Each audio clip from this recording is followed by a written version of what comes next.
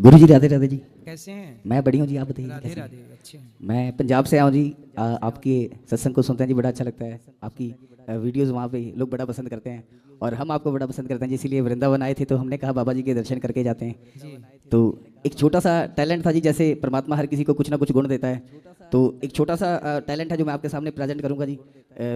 अगर आप इजाज़त दें तो मैं शुरू करता हूँ जी। बोलो बोलो। जी जी।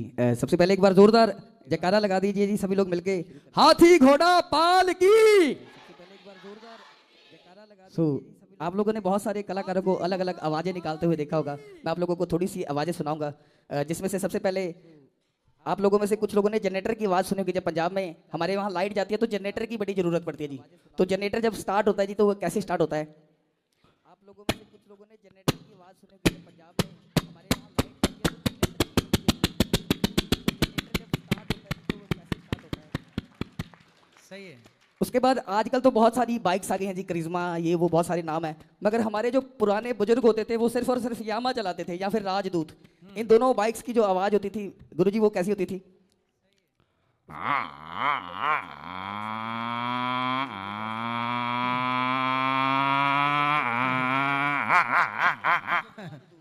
सही है।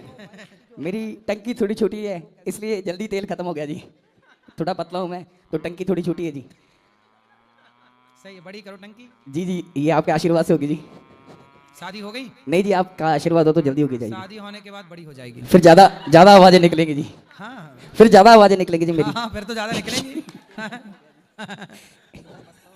इसीलिए मैं शादी नहीं करवा रहा था गुरुजी।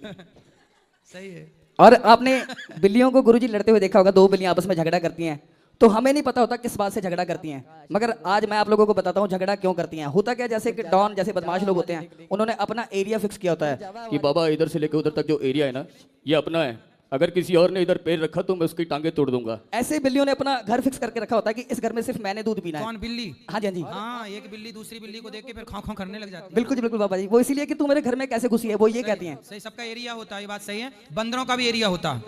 जी जी बिल्कुल जी। कुत्तों का तो होता ही है। कुत्तों का इलाका होता है जी। तो गुरुजी वो क्या होता है कि जैसे एक बिल्ली के घर में दूसरी बिल्ली घुस गई, अब जिस बिल्ली का घर था उसने देख लिया, वो टूट के पड़ गई, कहती तू मेरे घर में घुसी कैसे है, अब उसको कैसे कह रही है?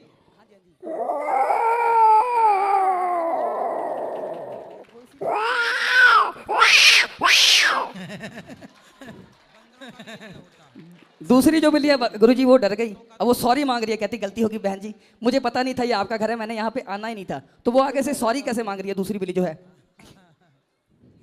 तो गुरुजी वो क्या होता है कि जैसे एक बिल्ली के घर में दूसरी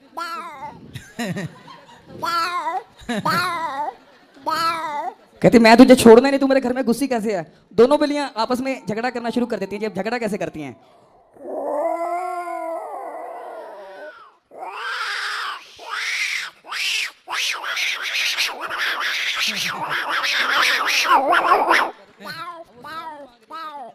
सुंदर। और आप लोगों ने हाथी की आवाज़ सुनी होगी, मगर गुरुजी मेरी जो शक्ल है बंदरों जैसी है, तो मैं आपको बंदर हाथी की आवाज़ निकाल के सुनाता हूँ जी। हाथी की आवाज़ जो होती है वो कैसी होती है जी?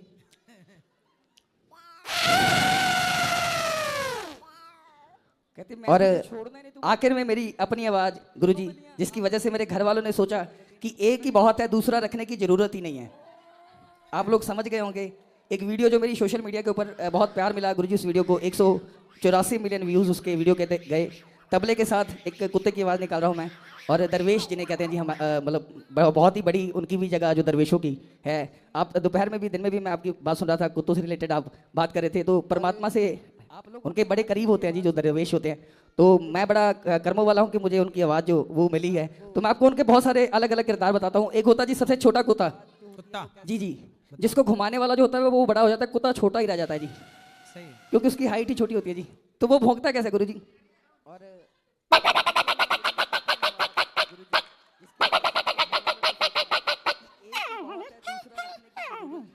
एक होता जी बेरोजगार कुत्ता, गलियों में घूमने वाला आवारा कुत्ता मेरी तरह जी।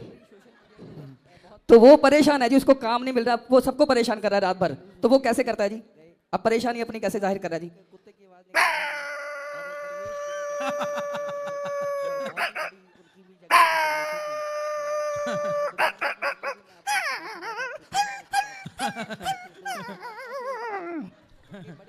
आवारा वाला है। जी जी।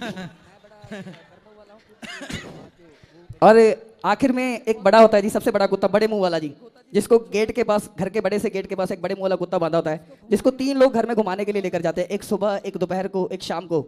और जिसके कारण लिख भी दिया जाता है कुत्तों से सावधान। जी जी गुरुजी, बिल्कुल जी बिल्कुल। ये उसी कुत्ते की आवाज निकालने जा रहा हूँ जी मैं। तो वो अब अमीर, अब उसके अंदर अमीरी वाली फीलिंग आ जाती है कि मैं आम कुत्ता नहीं हूँ, मैं अमीर कुत्ता हूँ। तो वो अब जैसे कोई चोर आ जाए तो नॉर्मली नहीं भौंकता गुरुजी, वो देख के स्टाइल के साथ भौंकता है जी, जैसे चोर आ गया जी, चोर को पहले देखेगा।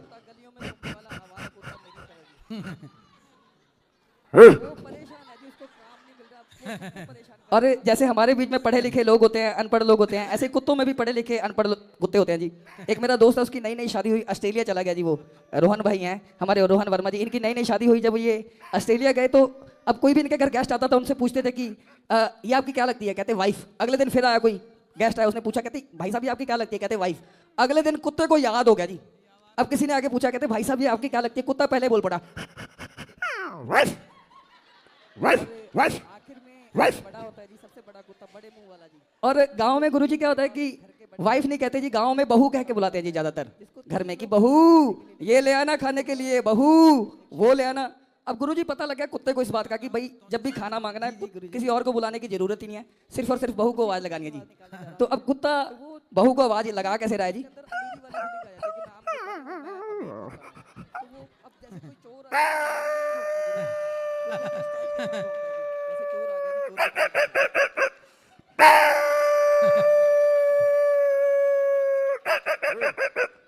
गुरुजी जैसे हमारे बीच में हमारा जन्मदिन होता है, सही है, जो आदमी घर का चिंतन करते करते मरता है कि मेरे बाद क्या होगा, वो उस घर का कुत्ता ही बन के तो आता है। जो किसी का कर्जा खा के मरता है तो उसके घर का कुत्ता बन के चुकाना पड़ता है। सही है जी जी गुरुजी। तो मैं अपने घर, मेरे घर वालों ने मेरी वजह से दूसरा कुत्ता नहीं रखा जी, वो कहते एक ही बात है जी। हाँ, सही है। सारे कुत्तों की कमी आप ही पूरी कर रहे हैं। चाहे वो कोई भी क्वालिटी का हो। आप सब पे भारी है, सारे कुत्तों पे आप भारी हो गए। कुत्तों को भी आपसे ईर्ष्या हो गई होगी कि मेरा काम ये कर रहा है। जी जी गुरुजी, ये मेरे लिए बड़े नसीबों वाली बात है जी। मैं आपके मतलब गुरुजनों के दरबार का अगर कुत्ता बन जाऊं तो ये मेरे लिए बड़ी अच्छी बात होगी जी। नहीं, भगवान आपको सुखी रखें।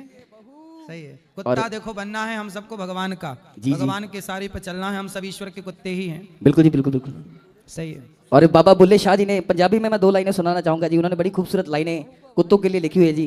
कहते हैं कि राती जागे करे इबादत, राती जागण कुत्ते तेथों उत्ते। यानी कि रात को जो लोग इबादत करते हैं, कुत्ते उनसे ज़्यादा इबादत करते हैं जी, क्योंकि उनका जन्म ही इबादत करते हुए होता है। रात भर वो जाग जाग के पुकारते हैं, वो किस ईश्वर को, किस परमात्मा को पुकारते हैं हमें नहीं पता किसको मानते हैं वो लोग, मगर वो भी किसी को मानते हैं कि वो सारी रात उन्हें पुकारते हैं। तो उनसे ऊपर इबादत हम लोग नहीं कर सकते। फिर कहते हैं कि मालक दादर मूल न छड़ दे पावे 100 वजन जुत्ते तेथों उत्ते। मालिक का जो दरबार है, जिस मालिक के वो कुत्ते होते हैं, वो उनका दरबार नहीं छोड़ते कभी, क्योंकि 100 जूते भी अगर वो मार दे तो वो घूम फिर के फिर वो उसी मालिक के दरबार पे जाता है जी। तो कुत्तों से ऊपर कभी कोई नहीं हो सकता। और कुत्ता कौन बनता है इसकी पता है बात आपको? जी जी, अगर आप बताएंगे। मैं जो व्यक्ति धोखेबाज होता है, जी बेईमानी कर देता है, जैसे आजकल के बेटे। हाँ जी जी। आजकल बेटा अपनी माँ को घर से निकाल देता है, जिस माँ ने पाला, मालिश की, पढ़ाया लिखाया, वो बेटा अपनी उस माँ को घर से निकाल देता है। तो जो व्यक्ति अपने रिश्तों को लेके बेईमान हो जाता है, जी जी, किसी दोस्त से बेईमानी कर दी, पैसा लेके भाग गया, मित्र का, बाप के साथ, भाई के साथ, अपनों के साथ बेईमानी, ऐसे बेईमान लोग अगले जन्म में कुत्ता बनते हैं, क्योंकि कुत्ता ईमानदार होता है। बेईमान था तो बेईमान का उल्टा क्या हुआ? ईमानदार बनना पड़ेगा। कुत्ता इतना ईमानदार होता है कि जिसकी रोटी खाएगा रात भर उसकी चौकीदारी करके उसकी रोटी का हिसाब चुकाएगा। आजकल बच्चे जिस माँ बाप से पलते बढ़ते हैं, खेलते कूदते जिस आंगन में है, जिस माँ ने तेल मालिश पॉटी साफ की, उस माँ को कुछ बच्चे धोखा दे देते हैं। तो उनसे अच्छा तो वो कुत्ता है जो एक रोटी खाता है तो रात भर चौकीदारी करके चुकाता है, और ये बेटा है जो माँ से सब कुछ लिया और चुकाया कुछ नहीं, दूध का कर्ज भी नहीं चुकाया। तो इनसे अच्छा तो वो कुत्ता है। तो यही लोग जो धोखा देते हैं रिश्तों में, वही अगले जन्म में कुत्ता बन के ईमानदार होकर के हिसाब चुकाते रहते हैं। साहब अब हम ईमानदार हैं, क्या करें, जब इंसान थे तब बेईमान हो गए। तो इसलिए कुत्ता ऐसी प्रजाति है जो वफादार होती है, इसलिए सेना में कुत्ता होता है। इसलिए इतना वफादार होता है कि धर्मराज युधिष्ठिर जब गए तो अपने साथ स्वर्ग में कुत्ता को लेकर के गए थे, एक कुत्ता उनके संग गया था। जी जी बिल्कुल जी। तो शास्त्रों में प्रमाण है, महाभारत की एक कथा है जी जी। कि आप बेईमान, यदि जैसे आप बेईमान हो जाते हैं ना, तो आप यदि बेईमान बने तो आपको अगले जन्म में कुत्ता जरूर बनना पड़ेगा।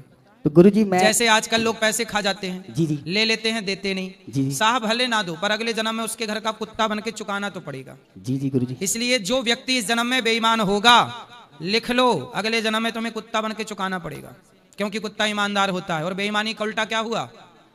तो फिर ईमानदार बनना पड़ेगा। इंसान होके ना बन पाए तो कुत्ता होके बना लेंगे ईश्वर। ईश्वर के हाथ में तो सबकी छड़ी है।